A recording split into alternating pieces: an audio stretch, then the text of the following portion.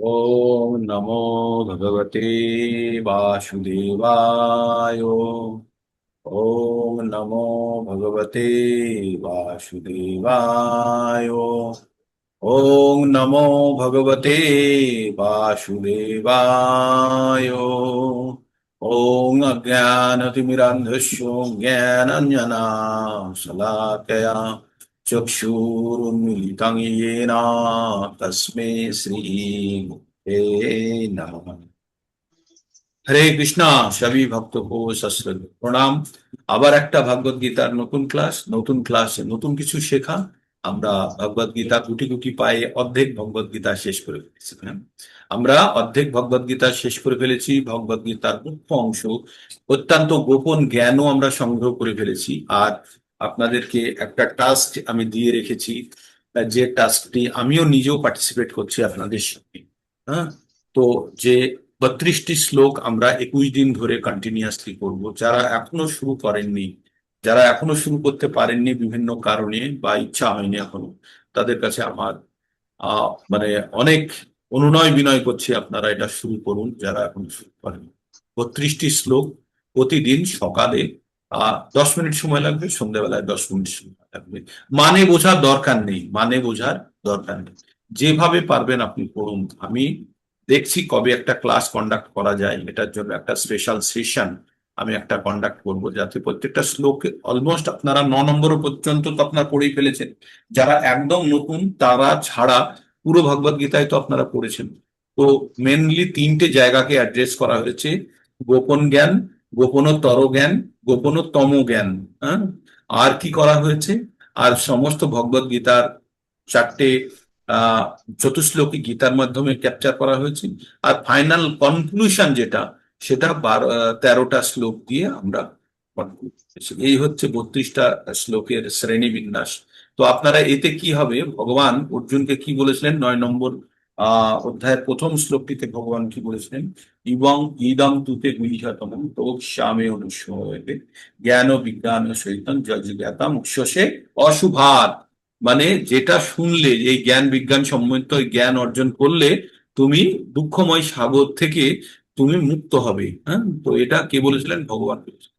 তো অর্জুনের জন্য যদি অ্যাপ্লিকেবল হয়, তাহলে আমাদের জন্য এটি সমভাবে প্রযোজ্য হবে। তাই আমরা এই অর্জুনকে যে জ্ঞান দিয়েছে সেই জ্ঞানগুলি আমাদের জীবনেও আমরা এগুলোকে প্রয়োগ করি। আসলে আমরা ভগবত গীতা যখন পঠন করি, তখন অনেকেই ভগবত গীতার ব্যাখ্যা মানে সবাই ভাবে যে, হরে কৃষ্ণ, সবাই কি ভাবে যে এইভাবে ভাবে, কিভাবে, যে ভগবত গীতা কাজ করে যাও, ফলের আশা করো না। কাজ করে যাও, ফলের আশা করো না। আশা করো না কথাটাও ঠিক নয়। কথাটা হচ্ছে কাজ করো, ফলে অধিকার নেই। ফলে অধিকার নেই, এটা হচ্ছে শ্লোকের অর্থ। কর্মণ্য বা অধিকার আসতে মা ফলেষু কদাচন। মা মানে হচ্ছে না। হ্যাঁ, কর্মেণ্য বাধিকার আসতে, কাজ করার অধিকার আছে। মা ফলেষু কদাচন, ফলের জন্য কখনো নেই। ফলের জন্য কখনো নেই। কিসের নেই? অধিকারটা ফলের নেই। বাস এইটুকুই আমাদের। আর আমরা কি বলি? কি নিয়ে এসছো আর কি নিয়ে যাবে, সবসময় বলে না, হোয়াটসঅ্যাপ ইউনিভার্সিটিতে সার্কুলেট হয়। কোথায় লেখা আছে কি নিয়ে এসছো কি নিয়ে যাবে? 3 নম্বর, ধর্মের জন্য লড়াই করো। কোথায় ধর্মের জন্য লড়াই করতে বলেছে? আপনারা কোথাও খুঁজে পেয়েছেন ধর্মের জন্য লড়াই করতে? যারা পুরো ভগবদ গীতা পড়েছেন, ভগবান বলেছে তুমি ক্ষত্রিয়, তোমার স্বভাব, তোমার স্বভাবজাত যুদ্ধ করো। স্বভাবজাত যুদ্ধ। কোনটা ধর্ম অধর্ম সেটা ভগবান বুঝবেন। তার মানে ভগবান এখানে কি বলতে চেয়েছে? বলছে আমার অন্ধ ভক্ত হয়ে আমার জন্য কাজ করো। এটা একদম খুব খারাপ অর্থে শুনলে লাগলেও এটাই সত্য।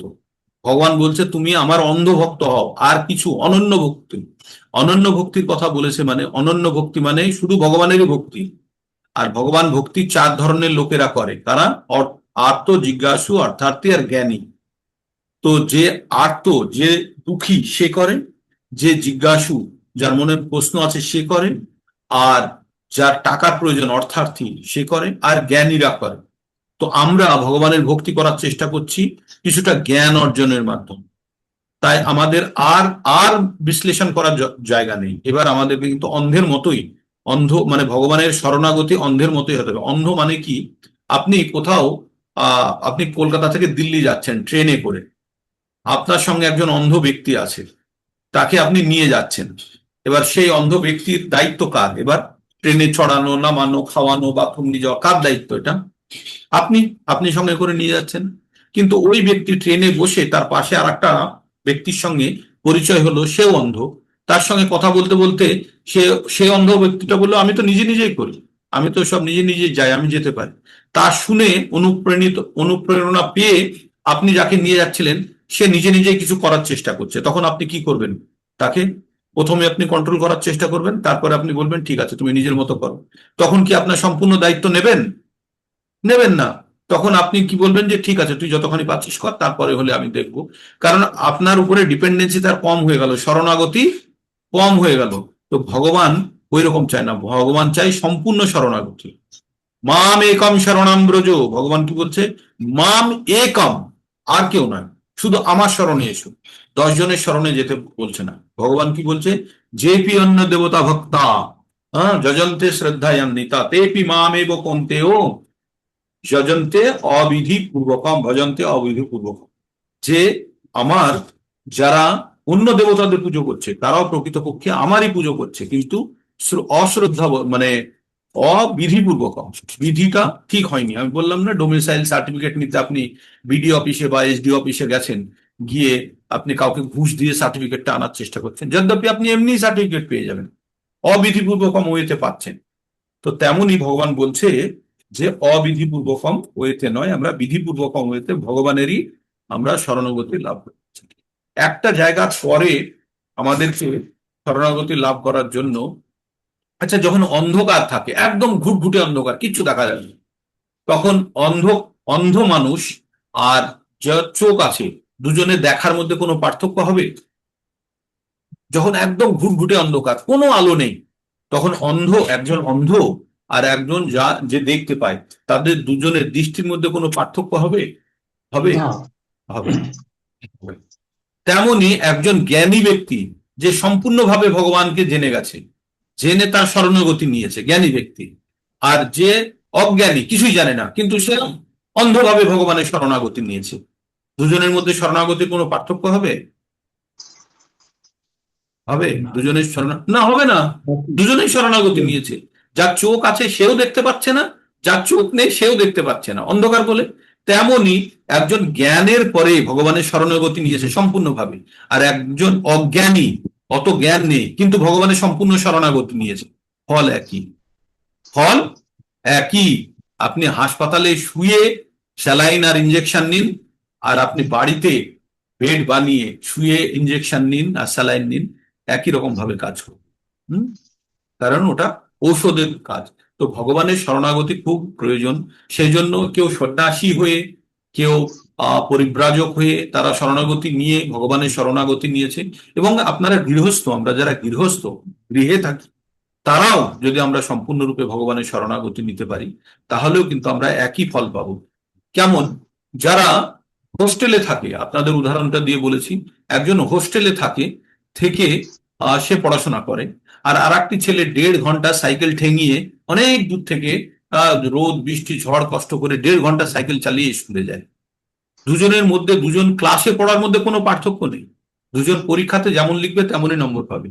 হোস্টেলের ছেলেটির কাছে ফেসিলিটিস কি? ওকে 1.5 ঘন্টা সাইকেল চালাতে হয় না, সে সেখান থেকে সুবিধাটা পায়। তেমনি যারা মন্দিরে থাকে, যারা আশ্রমে থাকে, যারা সন্ন্যাসী, তারা সকাল সন্ধে আমাদের মতো আমরা 1.5 ঘন্টা সাইকেল চালিয়ে স্কুলে যাই, গিয়ে তারপরে আমরা পঠন করছি। আর ওরা কি করছে? হোস্টেল থেকে সোজা 11:45 বেরিয়ে 11টার ক্লাসে ঢুকে পড়ছে। তো আমাদের এটা মাথায় রাখতে হবে, ওদের কাছে ফেসিলিটিস আছে বেশি, কিন্তু ফেসিলিটিসটাকে তারা ব্যবহার করছে। আমাদের কাছে ফেসিলিটিস কম, তাই আমাদের একটু বেশি পরিশ্রম করতে হবে, কিন্তু আমাদের কাছে অপ্রাপ্য নেই, আমরা ওটা যে পেতে পারবো না এমন কিছু নেই।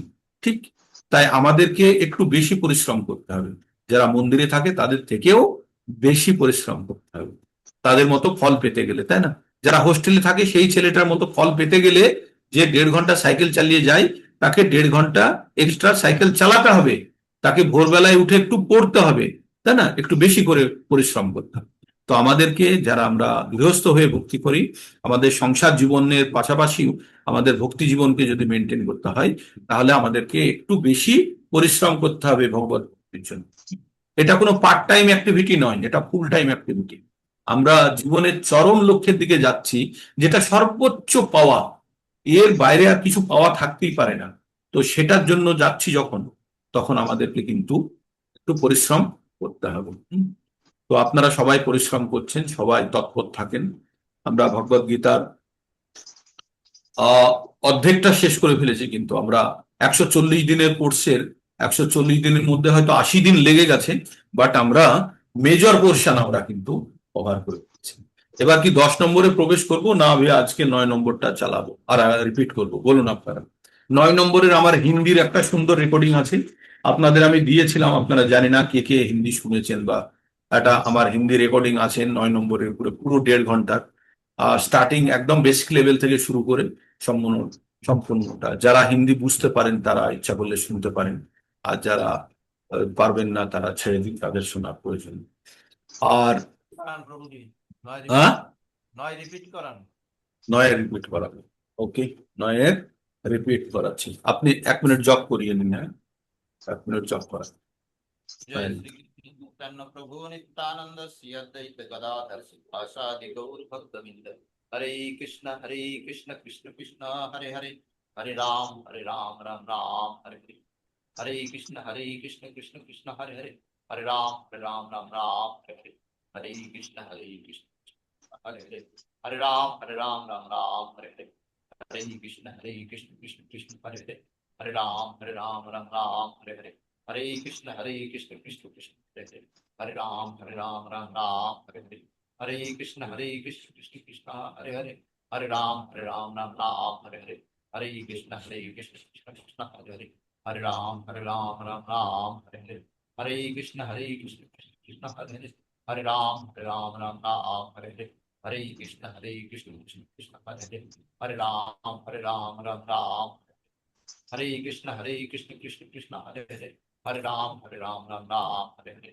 हरे कृष्ण कृष्ण कृष्ण हरे हरे, हरे राम राम हरे हरे। हरे कृष्ण कृष्ण कृष्ण हरे हरे, हरे राम राम हरे हरे। हरे कृष्ण कृष्ण कृष्ण हरे हरे, हरे राम राम हरे हरे। हरे कृष्ण कृष्ण कृष्ण हरे हरे, हरे राम राम हरे हरे।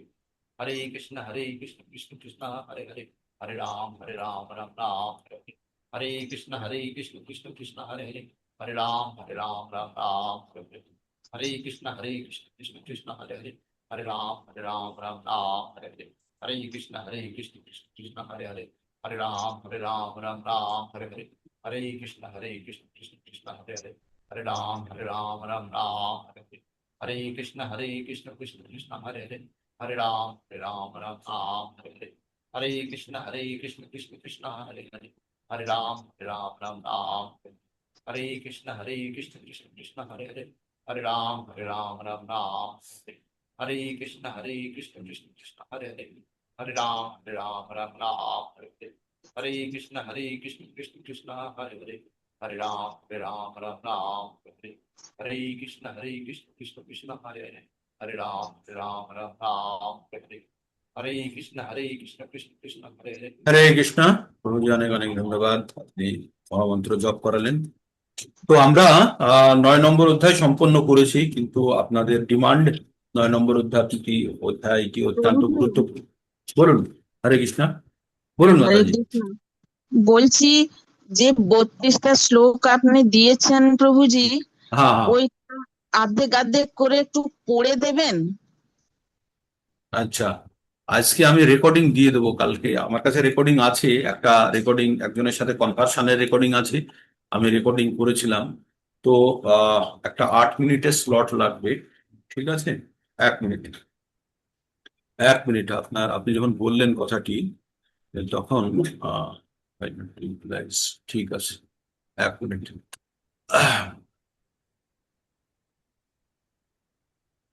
হরে কৃষ্ণ হরে কৃষ্ণ, কৃষ্ণ কৃষ্ণ হরে হরে, হরে রাম হরে রাম। বুঝি পড়ে দেব। আবার করছি, থাম, রেকর্ডিং। 1 মিনিট, হ্যাঁ? আমি দিচ্ছি আপনাকে।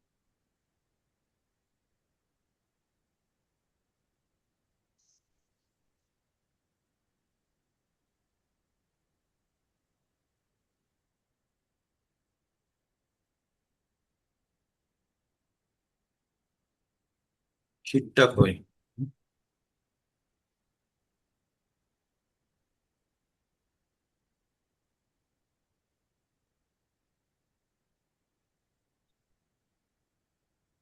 ওকে, তো আপনাদের এই যে শ্লোকগুলো আছে, শ্লোকগুলো একটা লয় আছে, হ্যাঁ, লয় আছে। তো 4 লাইনের যে শ্লোক, এর মধ্যে শুধু একটাই 4 লাইনের শ্লোক আছে। শুনতে পাচ্ছেন আপনারা? শুনতে হরে পাচ্ছি কৃষ্ণ। বাবু। হ্যাঁ। তো তো মাতাজি যেমন বললেন 8 মিনিট সময় লাগবে, ঠিক আছে? আমি কিন্তু ওই পড়া হিসাবে কোনো ব্যাখ্যা বা কোনো কিছুর জন্য যাব না, ঠিক? না না, শুধু আট পড়াটা আট দরকার। হ্যাঁ, আপনাদের প্রত্যেকদিন সকালে এবং সন্ধ্যেবেলায় আপনারা পড়বেন।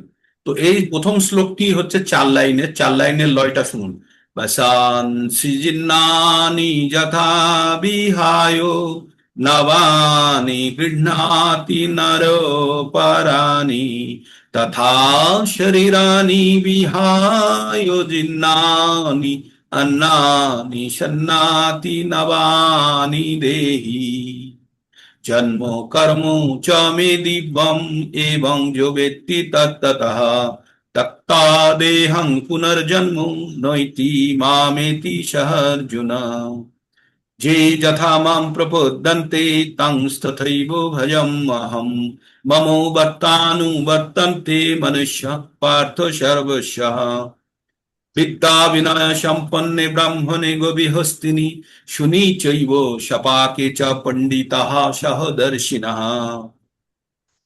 अन्तकाले च मामेव शरणमुक्ता कलेवरम् जो प्रयाति समद्भावं याति नस्तत्र संशयः यं यं वापि शरण भावं प्रद्योतन्ते कलेवरम् तं तमेवैति कौन्तेयो सदा तद्भावो भावितः तस्माद् सर्वेषु कालेषु मामनुसरं युद्ध च मय्यर्पितो मनोबुद्धिर्मामेव एषस्य संशयम् अभ्यासयोग युक्तेन चेतसा नान्नकामिना परमं पुरुषं दिव्यं याति पार्थो नु चिन्तयन् मामुपेत्तु पुनर्जन्म दुःखालयं मामुपेत्तु तु पुन मामु न मामुपेत्तु पुनर्जन्म दुःखालयम् अशाश्वतं नाप्नुवन्ति महात्मानः स्वयं सिद्धिं परमं गताः अब्रह्म भुवनल्लोका पुनरावर्तिन अर्जुन मामुपेत्तु तु कौन्तेयो पुनर्जन्मो न विद्यते मन्मना भव मद्भक्तो मद्दाजी मां नमस्कुरु मामेव शोष्य युक्तैव आत्मानं मत्परायण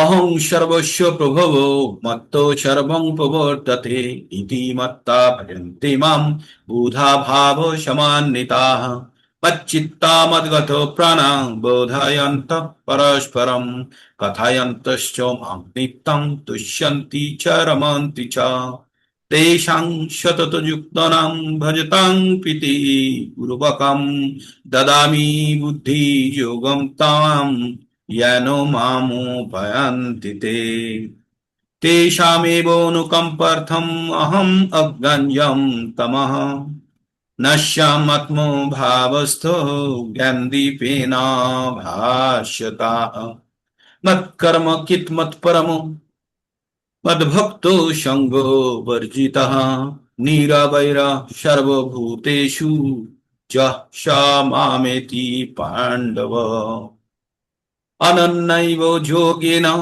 मां ध्यायन्तो पाशते तेषाम् ये जेतु सर्वाणि कर्माणि मयि सन्न्यास्यो मत्परः अनन्यैव योगेन मां ध्यायन्तो पाशते तेषामहं समुद्धर्थं मृत्यु संसार सागरात् भवामि न चिरात् पार्थो मय्यावेशितो चेतोषम् ईश्वर सर्वभूतानां हृद्देशे अर्जुनो तिष्ठति ब्रह्मयन् सर्वभूतानि जन्त्रोऽरूढानि मायया तमेव शरणं गच्छ सर्वभावेन भारत তৎপ্রসাদাৎ পরম শান্তিম স্থানং প্রাপ্স্যসি শাশ্বতম ইতি তে জ্ঞানমখ্যাতম গুহ্যাৎ গুহ্যতরম ময়া বিমিশ্রয়েদাতশেষণ যথা ইচ্ছসি তথা কুরু। সর্বগুহ্যতমং ভূয়ো শৃণো মে পরমং বচঃ ইষ্টোষি মে দৃঢ়মিতি তত বক্ষ্যামি তে হিতম। মন্মনা ভব মদ্ভক্তো মত্তাজি মাম নমস্কুরু মামেব এষসি সত্যম তে প্রতিজানে প্রিয়োসি মে। সর্বধর্মাन् পরিত্যাজ্য মাম একম শরণং ব্রজ অহং ত্বা সর্ব পাপেভ্যো মোক্ষয়িষ্যামি মা শুচঃ। ইদং তে নাতপস্কায় না ভক্ষায় কদাচন না চ শুশ্রুবে বাচ্যং না চ মঞ্জোভিষূয়তি। যোইমং পরমং গুহ্যং মদ্ভক্তেষু বিদাস্যতি ভক্তিং ময়ি পরম চিত্তা মামেব এষত্যে অসংশয়ঃ। না চ তস্মাদ মনুষ্যেষু কশ্চিন্মে প্রিয় কিত্তমঃ ভবিতা না চ তস্মাদন্ন প্রিয়োত্তরো ভুবি। অধ্যস্যতে চ ইমং ধর্মং সংবাদবয়োঃ জ্ঞানযোগেন তেনাহমিষ্ট স্বামিতি মে মতিঃ। শ্রদ্ধাবানং শূয়শ্চ শৃণোদপি যো নর সোপি মুক্ত শুভলোকান প্রাপ্নুয়াৎ পুণ্যো কর্মণাম। কশ্চিদেতৎ শ্রুতং পার্থ তয়ৈকাগ্রেণ চেতসা কশ্চিৎ জ্ঞান সম্মোহো পুনস্তস্তে ধনঞ্জয়। নষ্টো মোহ স্মৃতির্লব্ধা তৎপ্রসাদাৎ ময়াচ্যুত স্থিতোऽস্মি গত সন্দেহো করিষ্যে বচনং তব। যত্র যোগেশ্বরা কৃষ্ণ যত্র পার্থো ধনুর্ধরঃ তত্র শ্রী বিজয়া ভূতি ধ্রুবা নীতি মতির্মম। হরে কৃষ্ণ। তো হরে কৃষ্ণ। তো রেকর্ডিং এটা থাকলো, তো আপনারা এটাকে শ্রবণ করবেন। তো আশা করি আপনারা পেয়ে গেছেন। কত 8 মিনিট, 7-8 মিনিটই লাগে এটা। তো এইভাবে আপনাদের পড়তে হবে। তো আমি একটু আবেগ আনার জন্য আমি পড়লাম, নাহলে আমি মনমোহন প্রভুকে পড়তে দিতাম, কারণ আমার মনের মধ্যে কিছু অন্য ভাবনা ছিল, সেই জন্যই আমি নিজে এটাকে পছন্দ করলাম। ঠিক আছে, সেটাকে আমি এই শ্লোকের মাধ্যমে ইনকর্পোরেট করার জন্য। তো আপনারা চেষ্টা করবেন এইভাবেই। কিছুটা হলেও হয়তো আমার মধ্যে ভুল ত্রুটি ছোটখাটো থাকতে পারে, তো সেগুলোকে আপনারা দেখে নেবেন কোন জায়গাতে আছে বা কিভাবে করা যায়। ওকে, হরে তো কৃষ্ণ, হরে কৃষ্ণ। হ্যাঁ প্রভু বলুন। হরে কৃষ্ণ প্রভু। আবেগ, এই আবেগটাই তো চাই। হরে কৃষ্ণ। তো সেটা থাকার জন্য তো ঠিক আছে, আমরা এইভাবে নিয়ে এগোতে থাকবো। এবার আমরা 9 নম্বর অধ্যায়টা আমরা পঠন করব। তো 9 নম্বর অধ্যায়টা আমরা আগে ব্যাখ্যা করেছি। তো আমরা কি করব, 9 নম্বর অধ্যায়টাকে একটু র্যাপিড ফায়ারের মতো নিয়ে যাব। আমরা 9 নম্বর চ্যাপ্টারের আমরা শুরুটা আমরা জানি কি, এখানে সব থেকে গোপন জ্ঞান দেওয়া হচ্ছে। কি জ্ঞান দেওয়া হচ্ছে? সব থেকে গোপন জ্ঞান। আমরা গোপন জ্ঞান, প্রথম গোপন জ্ঞানটা কি পেয়েছি আমরা? প্রথম গোপন জ্ঞানটি কি আমাদের? আমরা শরীর নই, আমরা আত্মা, শরীর আমাদের বাহন। এটি হচ্ছে প্রথম গোপন জ্ঞান। ঠিক, আমরা তারপরে কি জানলাম? আরো প্রথম গোপন জ্ঞানের মধ্যে কি জানলাম? জানলাম যে ঈশ্বর সম্বন্ধে কেউ জেনে গেলে তাকে আর জন্ম মৃত্যু চক্রে আসতে হয় না, তাই না? আমরা 4 নম্বরে জেনে গেলাম। এবার আমরা কি জানলাম? আমরা যেভাবে ঈশ্বরকে চাইবো সেইভাবে ঈশ্বরও আমাদেরকে চান। ঠিক, আমরা গোপন জ্ঞানগুলি জানলাম। তারপরে গোপনোত্তর জ্ঞানের মধ্যে চলে যাচ্ছি। গোপনোত্তর মানে আরেকটু আরো বেশি গোপন। সেখানে কি বললো? মৃত্যুর সময় কেউ যদি ভগবানকে স্মরণ করে তাহলে ভগবানকে পাবে। আর যদি অন্য কিছু স্মরণ করে, অন্য কিছু করে। তাই অর্জুন, তুমি সর্বদা আমাকে স্মরণ করে তুমি যুদ্ধ করো। হ্যাঁ, তো তারপরে ভগবান কি বললেন? বললেন যে এই পৃথিবীতে যদি কেউ আমাকে পেয়ে যায়, তাহলে আর এই জন্ম মৃত্যুর চক্করে আসতে হয় না। 15তে বললো। তারপরে বললো ব্রহ্মলোক থেকে, ভূলোক থেকে ব্রহ্মলোক পর্যন্ত যতগুলি লোক আছে, সকলকে বারবার এই জন্ম মৃত্যুর চক্করে আসতে হয়। এটা হচ্ছে গোপনোত্তর জ্ঞান। এবার গোপনোত্তম জ্ঞান, সব থেকে গোপন জ্ঞান কি? যেটা একটা লাইনে ভগবান কি বললেন? বললো তুমি সব কিছু ভুলো, ভুলে আমাতে মন লাগাও, আমাতে চিত্ত লাগাও, লাগিয়ে তুমি আমার পুজো করো, আমাকে নমস্কার করো, আমাকে তুমি আমার আরাধনা করো। হ্যাঁ, মন্মনা ভব মদ ভক্ত মদ্দাজি মাম নমস্কুরু। মদ্দাজি, মদ্দাজি মানে হচ্ছে আমার পুজো করা। মদ্দাজি মাম নমস্কুরু, আমাকে নমস্কার করো। মন্মনা ভব, আমাকে মন চিত্ত তুমি লাগিয়ে আমার পুজো করো, আমাকে তুমি নমস্কার করো, আমার আরাধনা করো। মায়ে ময়েব এসসি, তুমি যে আমার কাছে আসবে তাতে কোনো সন্দেহ নেই। যুক্ত হইব আত্মানাম, তুমি আমাতে যুক্ত হয়ে তুমি ঠিক। তো এইভাবে ভগবান পরম গোপনীয় জ্ঞান অর্জুনকে দিয়ে দিলেন। তো এই গোপনীয় পরম জ্ঞানটি দেওয়ার আগে 10খানা শ্লোক আমরা 20 থেকে আমরা 34 পর্যন্ত, এই শ্লোকগুলি সব থেকে গোপন জায়গাটি হচ্ছে ভগবদ গীতার এই জায়গাটা। আর 10 নম্বর অধ্যায়ে গিয়ে আমরা 10 নম্বর শ্লোক পর্যন্ত গোপন জায়গাটা, তার মানে 9 নম্বর অধ্যায়ের 20 থেকে নিয়ে 10 নম্বর অধ্যায়ের 10 নম্বর শ্লোক পর্যন্ত, এটি হচ্ছে ভগবদ গীতার সব থেকে গোপন জায়গা, সব থেকে গোপনতম জায়গা। তো আমরা সেই জায়গাটাকে অ্যাড্রেস করছি। তো আমরা প্রথম থেকে আমরা ভগবান কি বললেন? অর্জুনকে বললেন এই জ্ঞান, তুমি বলে ইদম তু তে গুহ্যতমম ভগবান উবাচ ইদম তু তে গুহ্যতমম প্রবক্ষ্যামনুষূয়বে জ্ঞানং বিজ্ঞান সহিতং যযুজ্ঞেতামুক্ষসে অসুহাত। বলছে আমি তোমাকে পরম জ্ঞান বিজ্ঞান সম্বন্ধ সব থেকে গোপনীয় জ্ঞান দিচ্ছি, যেটা জানার পরে তুমি অশুভাত মানে এই কষ্টদায়ক জগৎ সংসার থেকে তুমি মুক্ত হয়ে যাবে, ভগবান বললেন। তারপরে বললেন এই জ্ঞানটি কি? রাজবিদ্যা রাজগুহ্যম, এটি হচ্ছে বিদ্যার রাজা এবং বিদ্যার রাজা এবং রাজাদের জন্য এই জ্ঞানটি ছিল, এবং অতি পবিত্র। আর এটি অত্যন্ত শুভকর, এটি প্রত্যক্ষভাবে অনুধাবন করা যায়, এটা উপলব্ধি করার যোগ্য, আর এটি প্রকৃত ধর্ম, আর এটি অত্যন্ত সুখ প্রদানকারী। তাই বলছে এই জ্ঞান রাজবিদ্যা রাজগুহ্যং পবিত্র ইদম উত্তমম প্রত্যক্ষ অবগমম ধর্মম সুসুখম পুত্তম অব্যয়ম। এই জ্ঞান সমস্ত বিদ্যার রাজা, সমস্ত গুহ্য তত্ত্ব থেকেও গুহ্যতর। বেটার দেন দা বেস্ট বলে না, তেমনি গুহ্য তত্ত্ব, সমস্ত গুহ্য তত্ত্ব থেকেও গুহ্যতর, অতি পবিত্র, প্রত্যক্ষ অনুভূতির দ্বারা আত্ম উপলব্ধি প্রদান করে বলে এটি প্রকৃত ধর্ম। এই যে ভগবত ভক্তিটা একটা উপলব্ধির ব্যাপার, প্রত্যক্ষ ভাবে, এমন নাকি আমি কি বুঝলাম আপনাকে বললাম আপনি উপলব্ধি করবেন, তার নিজের থেকে এটাকে উপলব্ধি করার বিষয়। আর এই জ্ঞান অব্যয় মানে এর কোনো ক্ষয় নেই এবং সুখসাধ্য, এই জ্ঞান কখনো পরিবর্তিত হবে না, আর এটি খুব আনন্দ প্রদানকারী, সুখসাধ্য।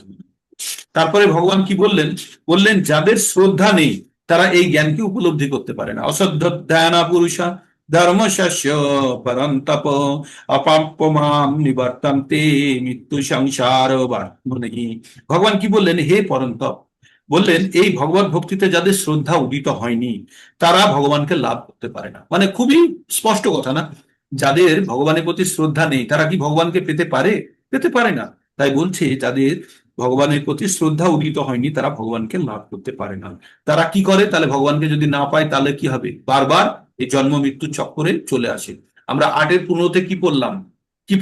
যে মামুপেত্তু পুনর্জন্ম দুঃখালয়ম অশাশ্বতম, আমাকে পেয়ে গেলে আর দুঃখালয়ম অশাশ্বতমে আসতে হয় না। আর এখানে কি বললেন? এই ভগবত ভক্তিতে যাদের উদিত হয়নি, তারা যাদের মানে ভগবত ভক্তিতে যাদের ভগবানের প্রতি প্রেম নেই, ভগবানের প্রতি ভক্তি নেই, তারা কখনো ভগবানের প্রতি তারা আকৃষ্ট হবে না এবং ভগবানকেও পেতে পারবে না। আর ভগবানকে না পেলে কি হবে? এই দুঃখালয়ং অশাশ্বতমে বারবার ফিরে আসতে হবে। তাই বলেছে তারা এই জড় জগতে জন্ম মৃত্যুর পথে বারবার ফিরে আসে। তারপরে ভগবান কি বললেন? ভগবান বললেন যে ময়া তদ্মিদং সর্বং জগৎ অব্যক্ত মূর্তিনামাতস্থানি সর্বভূতানি নাচ্যাহং তেষু অবস্থিতা। অব্যক্ত রূপে, অব্যক্ত মানে যে জিনিসটা আমরা আত্মা ভগবান সম্বন্ধে বলেছি না, অব্যক্ত অচিন্ত, ভগবান এত বৃহৎ, এত কিছু, ওটা চিন্তা করা যায় না। তাই বলছে অব্যক্ত রূপে ভগবান ব্যক্ত রূপে আমরা বিগ্রহ রূপে যেটা দেখি সেটা ভগবানের খুব ক্যাপসুল টাইপের। যেমন আপনাদের নাম, আমাদের যেমন নাম আছে না, নাম ধরে ডাকলে আমার সমগ্র শরীরটা চলে আসে। নামটাই কি আমি সমগ্র রূপে আমি কি নাম, না আমি একটা মানুষ? আমি একটা মানুষ, কিন্তু এই নামের সঙ্গে আমি যুক্ত হয়ে আছি। যখন আমার নাম ধরে কেউ যদি ডাকে, আমি সঙ্গে সঙ্গে আমার সমগ্র শরীরটা নিয়ে চলে যায়। কিন্তু আমি কি ওই 20টা অক্ষরের নাম মাত্র? না, আমি একজন মনুষ্য। কিন্তু যেহেতু লেভেলটা দেওয়া আছে, লেভেলটা দিয়ে ডাকলে আমি ওইটাতে ফলো করি। তেমনি তেমনি ভগবান ওই বিগ্রহের মধ্যে ছোট করে রাখা আছে। ভগবানকে ওই বিগ্রহের মধ্যে ক্যাপসুল করে রাখা আছে, যেখানে আমরা দেখে বোঝার চেষ্টা করি, বা আমরা নাম জপি, ভগবানের নাম জপি। ভগবান কি বলছে? নাম নামকারী বহুদা নিজ সর্বশক্তি তথার্পিত নিয়মিত স্মরণে না কারহ। ভগবান বলছে নামের মধ্যে আমার সমস্ত শক্তি আমি নিহিত করে রেখেছি। যেমন আপনাদের আপনাদের প্রত্যেকের নামের মধ্যে আপনাদের সমস্ত শরীরটা যেমন লুকায়িত আছে। এখনই দিলীপ বিশ্বাস প্রভু বললেই, দিলীপ প্রভু বললেই দুজনে চলে নাম হাত তুলে ফেলবে, দিলীপ মন্ডল প্রভু, দিলীপ বিশ্বাস প্রভু, কারণ তাদের প্রথম নাম এক। তার মানে তারা ভাবছে বুঝি দিলীপ প্রভুকে ডাকা হচ্ছে। এবার দিলীপ প্রভুকে, এবার যখন আমি বলবো দিলীপ মন্ডল প্রভু বা দিলীপ বিশ্বাস প্রভু, তখন পার্টিকুলার উনি আবার তখন নিজেকে সেগ্রিগেট করবেন। তার মানে নামের সঙ্গে আমরা খুব সুন্দরভাবে জড়িত। এটা যদি আমাদের সঙ্গে হয়, ভগবানের সঙ্গে হবে না কেন? ভগবানের নামের সঙ্গে ভগবান যুক্ত হয়ে আছে, তাই ভগবানের নাম বারবার। আপনাদের কাউকে যদি আমি বলি আজকে আমার খুব প্রয়োজন, আপনারা কেউ একবার রুবিতে চলে আসুন তো, মনমোহন প্রভু তো আসবেন, অনেকেই চলে আসবেন আপনারা, যে আমার খুব প্রয়োজন আছে বলে আসবেন তো, চলে আসবেন তো। কারণ কি, যে একটা প্রয়োজন আছে আমার যাওয়ার জন্য। ঠিক আপনি সশরীরে, শুধু নাম আসবে না, মনমোহন প্রভুর নামটা থাকবে না, পুরো ব্যক্তি চলে আসবে। তেমনি ভগবানকে যদি আমরা বারবার ডাকি আর প্রেম পূর্বক, তো ভগবান কি করবে? আসবে না আসবে না? আসবে। ভগবান কি বলেছে 4:11-তে? যে যথামাম প্রপদ্যন্তে তাং তথৈব ভজাম্যহম হম। আপনি যদি কষ্ট করে মন্দিরে ভগবানকে দেখতে যান, তো ভগবান আপনি দর্শন দেবে কি দেবে না? আপনি তো কষ্ট করে এসেছেন, তো ভগবানেরও যত কষ্ট করতে হয় আপনার জন্য কষ্ট করতে রাজি থাকবে। সেই জন্য ভক্তির পথে যখনই আপনার কষ্ট আসছে বা কোনো কিছু অসুবিধা আসছে, আপনি জানবেন ভগবানও আপনার জন্য অতখানি কষ্ট পার করেই আপনার কাছে আসছে। তাহলে ভগবানকে কম কষ্ট দেওয়ার জন্য কি করতে হবে? আমাদের যথাসম্ভব সহজ রাস্তা বার করে ভগবানের কাছে পৌঁছানোর চেষ্টা করতে হবে, যাতে ভগবানের কষ্ট না হয়, তাই না? তাই বলে ভাববেন না যে আমি কষ্ট করছি বলে ভগবানের কষ্ট হচ্ছে, তাহলে ভগবানকে স্মরণই করবো না, তাই সেটা আবার কখনো যেন না ভাবেন, ঠিক আছে? কারণ ভগবানকে ভগবানকে তাহলে ভগবানও আপনাকে ভুলে যাবেন। আমরা যদি ভগবানকে ভুলে যাই, তাহলে ভগবানও আমাকে ভুলে যাবে। কারণ আমি যেভাবে ভগবানকে স্মরণ করবো, ভগবান সেইভাবে আমাকে স্মরণ করছে। তো ভগবান ব্যক্ত রূপে অব্যক্ত রূপে সর্বত্র ছড়িয়ে আছে ভগবান। হ্যাঁ, তারপরে ভগবান কিভাবে ছড়িয়ে আছে? যেমন বায়ু সমস্ত জগৎ সংসারের মধ্যে মানে আমাদের ছড়িয়ে আছে, ভগবান সেইভাবেই সমস্ত জায়গাতে ভগবান ছড়িয়ে আছেন এবং সর্বত্র বিচরণশীল। এই যে হাওয়া, বায়ু চলছে, বায়ু কি শেষ হয়ে যায়? এই যে বাতাস চলছে, বাতাস কি শেষ হয়ে যায়? কখনো কখনো আমরা রেল স্টেশনে গিয়ে দেখি না, প্রচুর লোক ট্রেন থেকে নেমে চলে যাচ্ছে বা ট্রেনে উঠে চলে যাচ্ছে। কলকাতা কি খালি হয়ে গেল সেদিন? না, কিছু লোক আসছে, কিছু লোক যাচ্ছে। তো তেমনি ভগবান বলছে যে আমি সর্বত্র বিচরণ করি, মানে এক জায়গা থেকে আমি আর এক জায়গায় যাচ্ছি, তার মানে এই নয় যে জায়গাটায় ছেড়ে চলে গেলাম সেই জায়গাটায় আমি অ্যাবসেন্ট, তা নয়।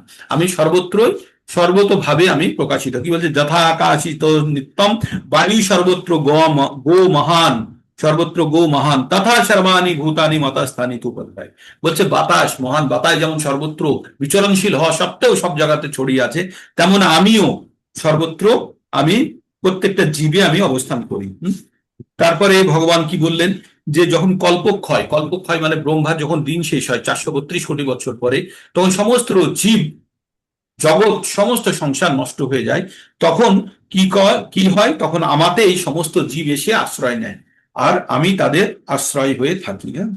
তো এই আমার নিয়মেই এই প্রকৃতি বারবার সৃষ্টি হয় এবং ধ্বংস হয়। প্রকৃতির নিয়ম আমি তৈরি করে দিয়েছি, আর প্রকৃতির এই যে নিয়ম তৈরি করে দিয়েছি, প্রকৃতি কেমন কাজ করছে না করছে আমি বারবার গিয়ে খুঁটিনাটি দেখতে চাই না, সেটি আমি উদাসীনের মতোই থাকি। আমি যে নিয়ম তৈরি করে দিয়েছি সেই নিয়ম অনুযায়ী সেটি চলতে থাকে। তাই ভগবান কি বললেন? যে ময় অধ্যক্ষেনা প্রকৃতি সুয়তে সচরাচরম হেতু নানেন পন্থীয় জগদ্ধি পরিবর্তিত। হে পন্থীয়, আমার অধ্যক্ষতায়, আমার দ্বারাই নিয়ন্ত্রিত হয়ে জড় প্রকৃতি এই বিশ্ব চরাচর সৃষ্টি হয়, ধ্বংস হয় প্রকৃতির নিয়মে, পুনঃ সৃষ্টি এবং ধ্বংস। আপনি একটা নিয়ম তৈরি করে দিয়েছেন, কারেন্ট চলে গেলে আপনার জেনারেটর চলবে, ঠিক? কারেন্ট চলে গেলে অটোমেটিক আপনার প্যানেল লাগানো আছে, কারেন্ট চলে গেলে জেনারেটর চলবে। তো প্রত্যেকবার এসে কি জেনারেটর চলছে কি চলছে না, কারেন্ট গেল আপনি দেখতে আসবেন? দেখতে হওয়ার দরকার নেই, আপনি তো সিস্টেম অটোমেটিক বানিয়ে দিয়েছেন না। অটোমেটিক্যালি চলতে থাকবে, কারণ নিয়ম এত সুন্দরভাবে ভগবান বানিয়েছে। তাই ভগবান বলছে যে আমি যে নিয়ম তৈরি করে দিয়েছি, প্রকৃতির নিয়ম তৈরি করছি, সেই নিয়ম অনুযায়ী জগৎ তৈরি হবে, ধ্বংস হবে, তৈরি হবে, ধ্বংস হবে। সেই জন্য এর জন্য আমার কোনো বেশি ব্যস্ততা নেই। তারপরে এবার দুই ধরনের মানুষের কথা বলছে, যারা মোহাচ্ছন্ন আর মোহ মুক্ত। যারা মোহাচ্ছন্ন আছে তাদের কি বলছে, মোঘাসা মোঘ কর্মণ মোঘ জ্ঞানা বিচেতসা রাক্ষসী আসরিম চৈব প্রকৃতিম মোহিনীং শ্রিতাহা। ভগবান বললেন এভাবে যারা মোহাচ্ছন্ন রয়েছে তারা আসুরি এবং রাক্ষসী স্বভাবের প্রতি আকৃষ্ট হয়। সেই মোহাচ্ছন্ন অবস্থায় মানুষের মুক্তি লাভের আশা, তাদের সকল কর্ম প্রয়াসই ব্যর্থ হয়। তো যারা মোহাচ্ছন্ন অবস্থায় আছে, যারা মোহিত হয়ে আছে এই জগৎ সংসারে, আপনাদের উদাহরণ দিয়ে বলেছিলাম না যে লেবার মৌমাছির কথা বলেছিলাম, মনে আছে? তিন ধরনের মৌমাছি হয়, পুরুষ মৌমাছি, স্ত্রী মৌমাছি, আর রানী মৌমাছি। পুরুষ মৌমাছি, রানী মৌমাছি, আর শ্রমিক মৌমাছি। শ্রমিক। তো শ্রমিক মৌমাছিরা কিসের জন্য জীবিত হয়ে আছে? তারা ওই যে রানী মৌমাছি এক ধরনের গন্ধ ছাড়ে তার শরীর থেকে, সেই গন্ধটিকে বলা হয় ফেরামিন, ইংরেজিতে বলে ফেরামিন। এই ফেরামিনের গন্ধে পুরো লেবার, যারা শ্রমিক মৌমাছি, তারা সবসময় মোহিত থাকে, মোহিত। তো আমরা জগৎ সংসারে আমরা এই জড়জাগতিক সুখ ভোগের জন্য আমরা মোহিত হয়ে আছি, তাই আমরা ভগবানের প্রকৃত রূপ জানতে পারি না।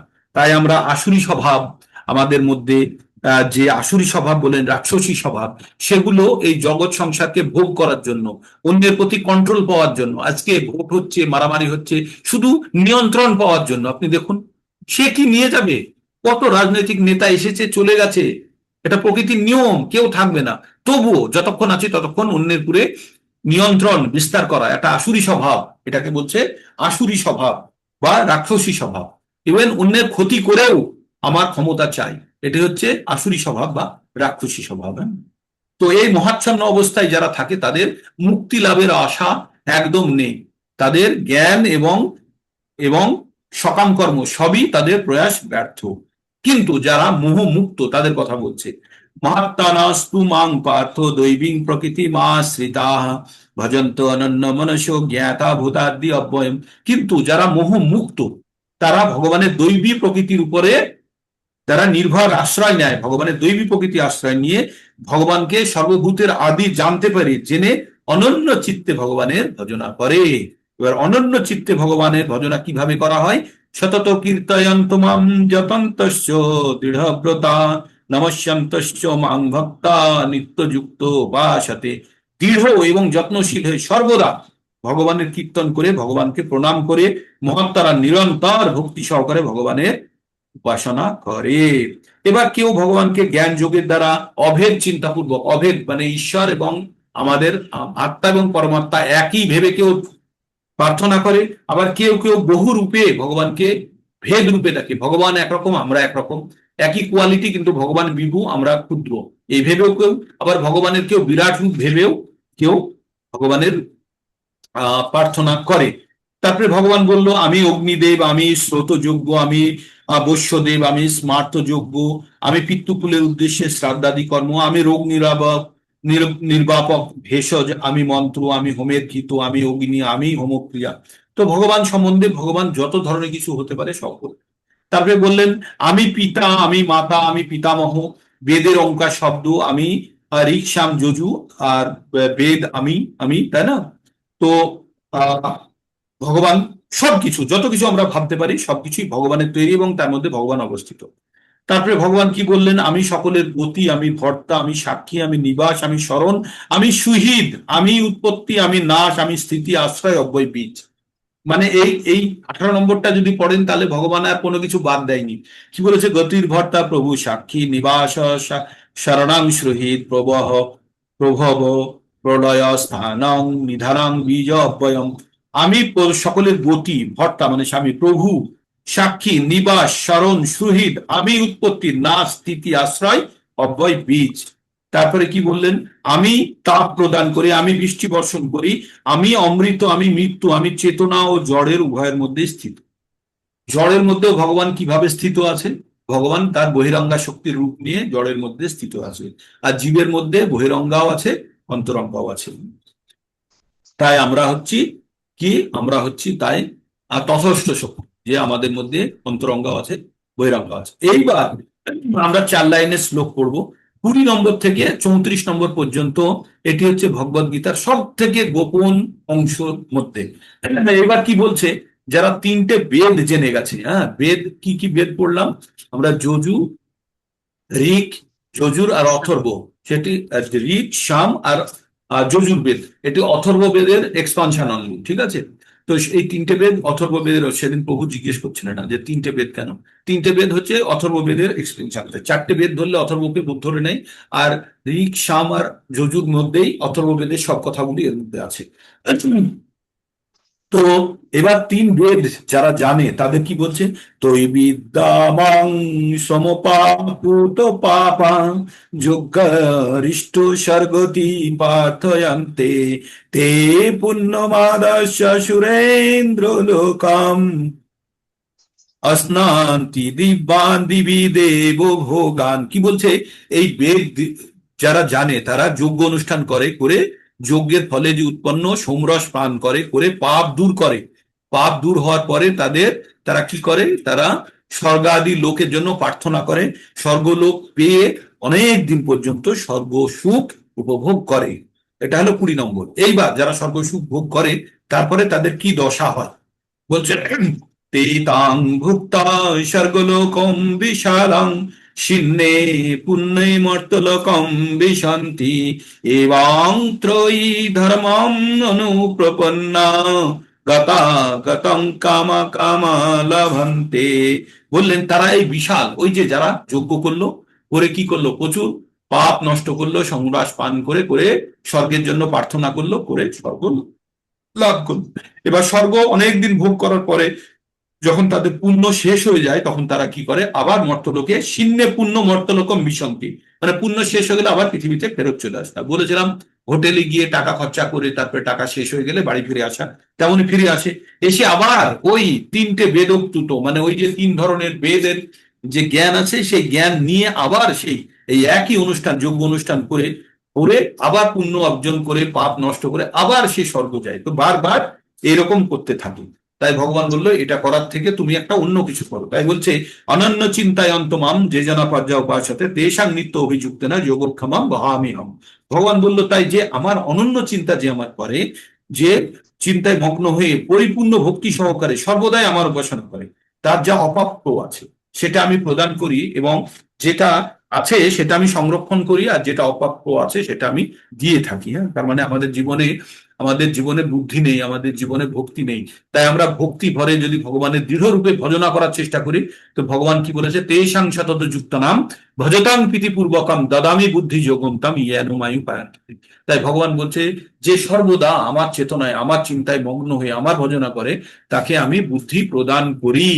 তো আপনাদের সকলে, আপনারা যারা ভজনা করছেন, ভগবানের চিন্তায় মগ্ন আছেন, ভগবান অবশ্যই আমাদেরকে বুদ্ধি দেবে যাতে আমরা ভগবানের কাছে ফেরত যেতে পারি। হয়তো ছোট ছোট করে আমাদের দিতেও শুরু করেছে। কিন্তু যারা অন্য দেবতাদের পুজো করে, যে পি অন্য দেবতা ভক্তা যজন্তে শ্রদ্ধান্বিতাঃ তেপি তেওপি মামেব কন্তেয় যজন্তি অবিধি পূর্বকম।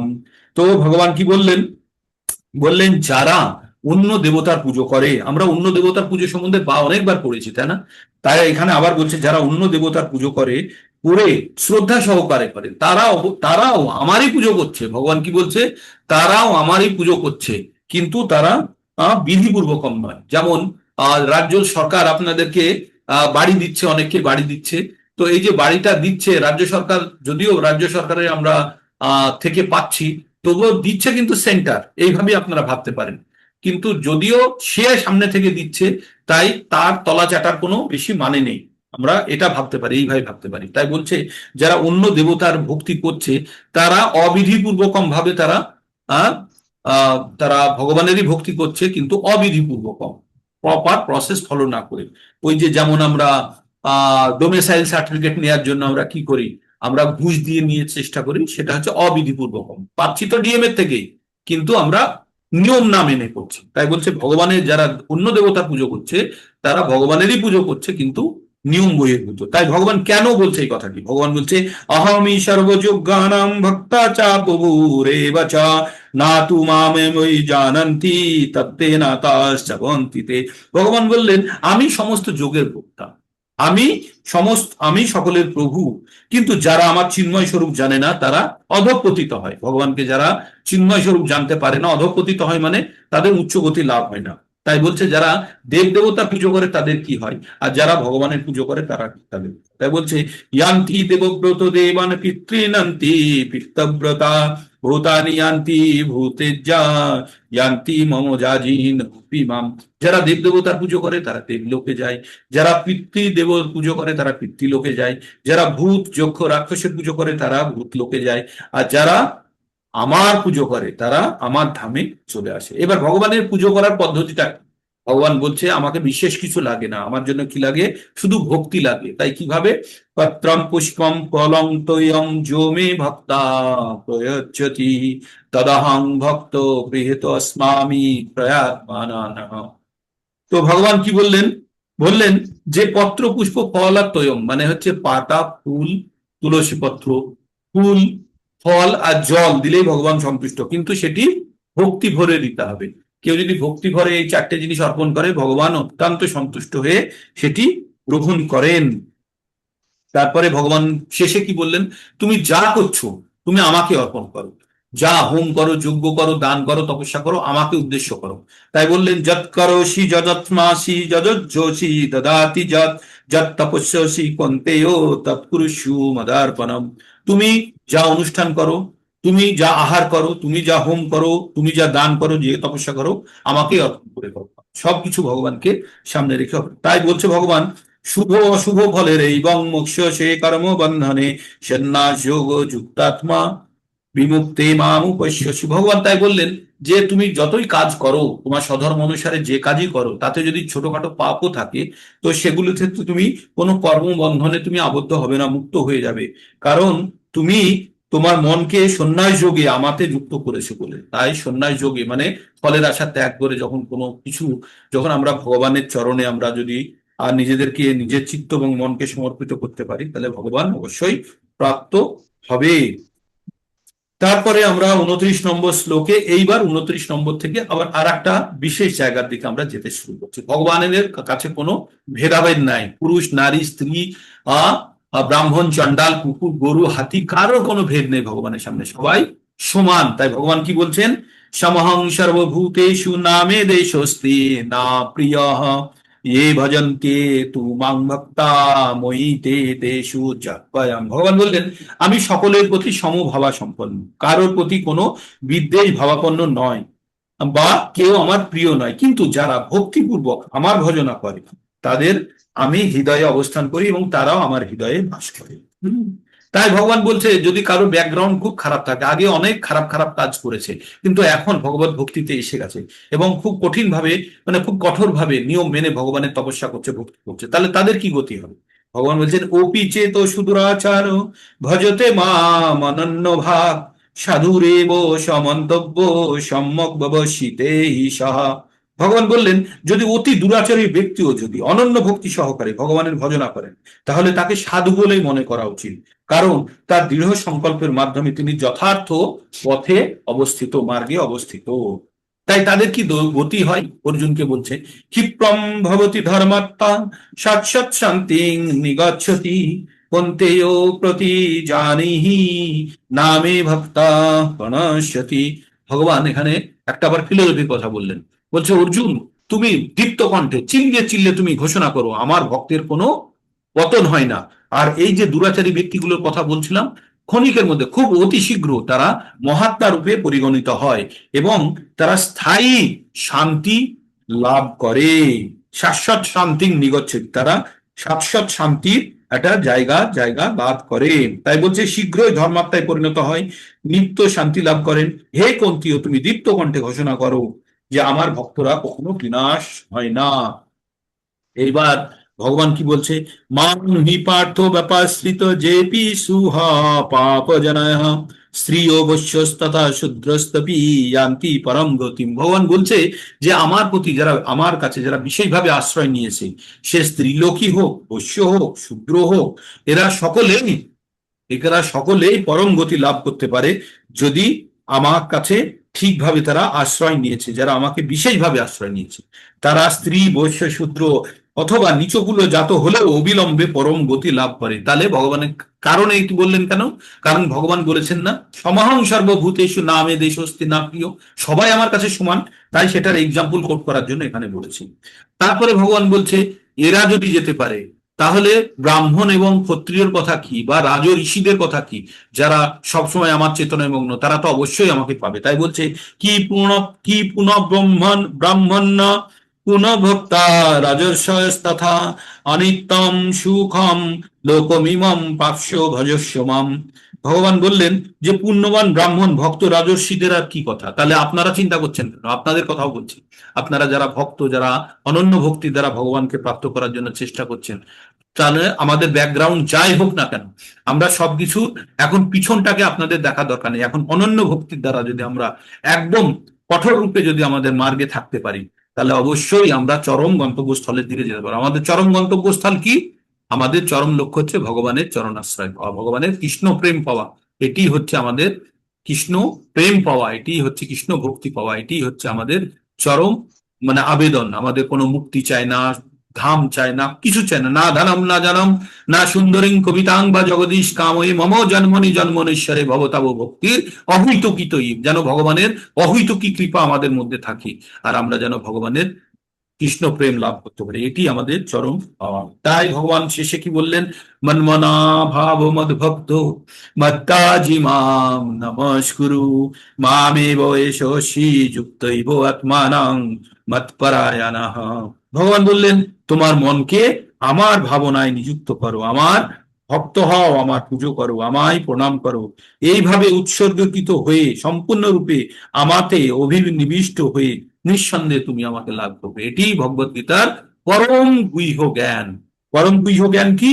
বললেন যে তুমি আমাতে মন নিবেশ করো, আমার ভক্ত হও, আমার পুজো করো, আমাকে নমস্কার করো, আর আমাতে এইভাবে আমাতে উৎসর্গীকৃত হয়ে সম্পূর্ণরূপে আমাতে অভিনিবিষ্ট হলে নিঃসন্দেহে তুমি আমাকে প্রাপ্ত করবে। তাহলে ভগবান কি চাই?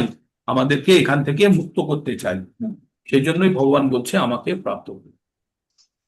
তো এই ছিল 9 অধ্যায়ের সামারি, রিপিট, এবং আমরা ওই 32টা শ্লোকেরও পঠন করে নিয়েছি। তো আজকের ক্লাস এই পর্যন্ত।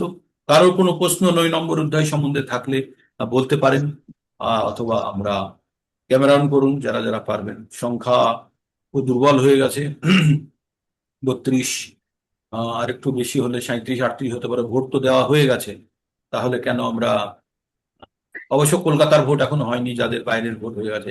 যজ্ঞেশ্বর প্রভু কাকে ভোট দিয়েছেন আমি জানি না, তবে আমি আশা করি তিনি কোন কুকুরটাকে ভোট দেবেন সেই কুকুরটা ওকে চালনা করবে, তাই না? শত রজনা তম। ঠিক তাই না? আমরা কাকে ভোট দিয়েছি সে আমাদের চালনা করবে। তো এবার আমাদের গুণের উপরে নির্ভর করছে আমরা কাকে ভোট দেবো, শতকে দেবো, রজকে দেবো, না তমকে দেবো, তাই না? তো তিনগুলোর মধ্যে তো সব পরিচালিত তিনগুলোর মধ্যেই তো না না, সে পার্টির কথা বলছি না, পার্টির কথা বলছি না। না, না, শত তিনগুলোর রজতম, মধ্যে শত রজতম, হ্যাঁ, হ্যাঁ, এই কোন তিনগুলোর গুণকে মধ্যে আমরা, কোন গুণ, এই বেশি তিনজনের বেশি। মধ্যেই ভোট দিতে হবে, আপনার এখন রাস্তা নেই। আমাদের আমাদের সিলেক্ট করতে হবে কোন গুণটা হ্যাঁ, কতগুলি কার দ্বারা আমরা শাসিত হতে চাই, তাই না? যাকে ভোট দেবো সেই শাসন করবে। হ্যাঁ, শতগুণ অবশ্যই। শতগুণেরও ঊর্ধ্বে যাওয়ার জন্য আমরা গুণাতীতে যাব, তার আগে আমাদেরকে শতগুণে যাওয়ার চেষ্টা করব। খাবার আর খেতে হবে। আর এই চ্যাপ্টারে কোনো প্রশ্ন আছে কারোর? এই চ্যাপ্টার নিয়ে কোনো প্রশ্ন? বুঝলেন, পরম গোপন জ্ঞান পেয়ে গেছেন ভগবদ গীতার। এবার এই জ্ঞানটাকে ধরে রাখতে গেলে আমাদের কি করতে হবে? তার জন্য আমাদের আরো জ্ঞান প্রয়োজন। আপনাদের তো বহুত মূল্যবান জিনিসটা দিয়েছি, এবার এই জিনিসটা কিভাবে সামলে রাখবেন সেটার জন্য আবার পরে আমাদেরকে আরো জ্ঞান অর্জন করতে হবে। মানে কেউ আপনাকে একটা ভালো জিনিস দিয়ে দিলে এবার জিনিসটা রাখবেন কিভাবে সেটাও তো শিখতে হবে। তো পরবর্তীতে আমরা সেটা শিখবো, তাই না? আমরা পরম গোপন জ্ঞান আমরা পেয়ে গেছি। আমার পক্ষে বিশেষ করে ওই সুবিধাটাই হচ্ছে, আমাকে যদি এখন 1 কোটি টাকা দেওয়া হয়, আমার সেই টাকাটা আমি কোথায় রাখবো? সিন্ধুকে রাখবো না ব্যাংকে রাখবো না কিভাবে খরচ করবো? আমি নিজেই পাগল হয়ে যাবো। ঠিক তেমনি হচ্ছে জিনিস, সে ভাষায় প্রকাশ করা যাচ্ছে না। অনেক পরে পেলাম। উপলব্ধি স্তরে রাখুন প্রভুজি, আর অন্যকেও দিয়ে দিন, অন্যকেও বিতরণ করুন, তাহলে আপনার কাছে চিরস্থায়ী হয়ে যাবে। আপনি যদি একজনকে দিয়ে দিতে পারেন, আমরা যখন হোয়াটসঅ্যাপে কোনো মেসেজ আসে, আমরা ওই মেসেজটাকে সংরক্ষণ করার জন্য কি করি? নিজেরই নম্বরে আরেকবার পাঠিয়ে রাখি, না? বা কোনো নিজের কারোর কাছে পাঠিয়ে রাখি যাতে খুঁজতে গেলে পট করে পেয়ে যাব, তেমনি এই পরম জ্ঞান অন্যের কাছে ট্রান্সফার করে দিন। তাহলে আপনার সেন্ড বক্স মেসেজে থেকে গেল, যখন দরকার হবে ফট করে খুঁজে সেটিকে বার করে নিতে পারবেন, তাই না? তো এইভাবে করুন, অন্যকে দিন এই জ্ঞানটি দিন, তাহলে সব থেকে ভগবান সব থেকে বেশি খুশি হবে। কি বলে, জো ইদম পরমম গুহ্যম মদ ভক্তেষু অভিদাস্যতি ভক্তিময়ী পরম কীর্তা মামে বৈ সত্যি অসংশয়। তাতে কোনো সন্দেহ নেই। তো এই জ্ঞান অন্যের কাছেও বিতরণ করান, ভগবান অত্যন্ত খুশি হবেন। তো ক্যামেরা অন হলো না, আর হবে না। हरे कृष्णा प्रभु जी। हरे বলুন মাতাজি, कृष्णा। বলুন মাতাজি, হরে বলুন। কৃষ্ণা, সরি প্রভুজি। আজকে সকালে উঠেই না জানলা সব খুলে দিয়েছি, আর এত মশা ঢুকেছে, ব্যাস আমার মানে সেই মশার দিকে মন চলে গেছে, আর এদিকে ভুল হয়ে গেল। না না, ভুল কিছু হয়নি, ঠিক আছে। ভুল হয়ে আচ্ছা, গেছে, ভুল sorry নাই না, ভুল প্রভুজি, না খুব না, ঠিক। খারাপ লাগছে আমার। না না, খারাপ লাগ, হ্যাঁ। আমরা প্রত্যেকদিন লার্ন করি না, খারাপের কিছু নয়। আমাদের হতেই পারে, আমরা তো আপনাকে এটা মনে করিয়ে দিচ্ছে যে আপনি মনুষ্য জীবনে আছেন। ভুল এটা আমাদের স্বাভাবিক প্রবৃত্তি। হ্যাঁ। মানুষেরা 4 ধরনের আমাদের ডিফেক্ট আছে, আমাদের 4টে ডিফেক্ট আছে। এক, আমরা ভুল করতে পারি, এটা হচ্ছে একটা হ্যাঁ। ডিফেক্ট। 2 নম্বর ডিফেক্ট হচ্ছে আমরা মোহিত হয়ে যাই হ্যাঁ। কোনো জিনিস দ্বারা, ভুল বুঝতে পারি। 3 নম্বর হচ্ছে আমাদের যে ইন্দ্রিয় সমূহ অপূর্ণ, আমাদের ইন্দ্রিয়গুলো পূর্ণ নয়। আর চতুর্থ ডিফেক্ট হচ্ছে আমাদের যে আমরা অন্যকে ছলনা করি, মানে অন্যকে চিটিং করার প্রবণসিটি। তো এই 4টে ডিফেক্ট মানুষের মধ্যে আছে, হতেই পারে। আমাদের মার্ফি বলে একজন সায়েন্টিস্ট ছিলেন, তিনি একটি ল দিয়েছেন। লটি বলছে কোনো জায়গাতে কখনো যদি ভুল করার সম্ভাবনা থাকে, কেউ না কেউ কোনো না কোনো উপায়ে সেই ভুলটি করবেই। ঠিক আছে, এটা হচ্ছে মার্ফি ল। তো আপনি তার ব্যতিক্রম নয়, চিন্তার কিছু নেই, ভুল নয়, এটা স্লিপ অফ দ্য টাং হতেই পারে, ঠিক আছে, কোনো চিন্তা করবেন নেই। প্রভুজি, বলুন মাতাজি। মানসী সাহা আর মানসী সাহা, অর্পিতা ঘোষ, আর আর একটা নাম হচ্ছে কাকুলি।